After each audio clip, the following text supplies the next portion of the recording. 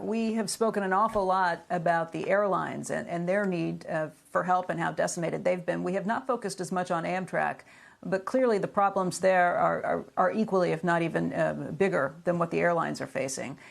First of all, we should point out to people, you took this job in April of this year, which is an incredible time to be stepping into this. I know you pointed out what happened was passenger ridership fell by about 97% in the weeks after the pandemic, but it's still down by about 75%, correct?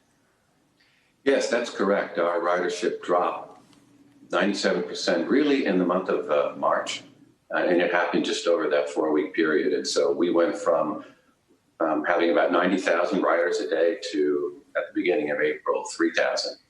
And continued along that path much through the month of April. And we've recovered to the point where we're at about a 25% level of expected ridership right now. And I don't know that it's all that different from the domestic passenger airlines. Hey, Bill, walk me through this. Many of the airlines have cut some of the routes they were running. They have furloughed lots of employees. I think you have 20,000 employees, and you've said if you don't get additional money, you're going to have to cut about 2,400 of them. Have you cut any of the routes that are there, or because of your special relationship and because of the public-private nature of this, what are you allowed to do by Congress? What are you not allowed to do? So we're 100% public, government-owned company, just in terms of our ownership structure. And we have a lot of operating flexibility. Of course, we need to keep the DOT, the FRA and Congress, of course, advised of what we're doing. So initially, we made fairly significant reductions on the Northeast Corridor, that Boston to Washington route, and reduced capacity. We're running at about a 6% capacity level there. Another segment of our service is service that we run on behalf of and in coordination with 18 states across the country, routes in California, in the Midwest, through Illinois and Missouri and Michigan, for example, and then services we have in New England through the Mid-Atlantic states, for example. And then the third segment of our service is our long-distance service, trains that we operate north and south and certainly east-west across the country.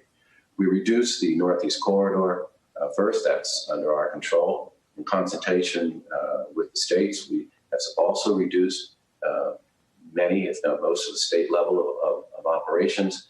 And however, we did run our long-distance service, our Amtrak long-distance service, at its normal operating rate through the summer, and announced that we would begin to reduce services starting this month and going from daily operations in those long-distance networks to 3 days a week. We did announce that we do have to furlough about 2,000 employees. No one wants to furlough any employee, but that's just the reality of where we are. And we've announced those furloughs, and about those 2,000, that's 1,950 people, unfortunately will be furloughed in the month of November. Now, what we've communicated to Congress, we're under the continuing resolution.